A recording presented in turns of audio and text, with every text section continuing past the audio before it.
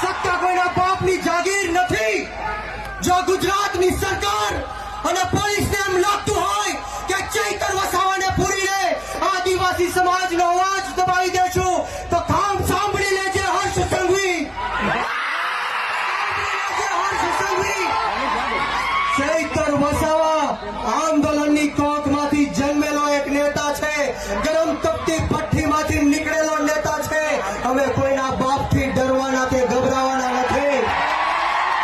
એક વાર નહીં, બે વાર નહીં, 10 વાર આ ચૈતર વસાવાને જેલમાં નાખ્યો. બોલો તમને ગુસ્સો આવે છે કે નથી આવતો? તો આજે હુંકાર અને આજે અવાજ એવો કે આ ગાંધીનગર નહીં પરંતુ દિલ્હીમાં જ્યાં નરેન્દ્ર મોદી શાસન કરી રહ્યો છે એના કાનના પડદા ફાટી જવા જોઈએ. બંને હાથ ઉપર કરે, બંને હાથ ઉપર કરે, મુઠ્ઠી વાળી અને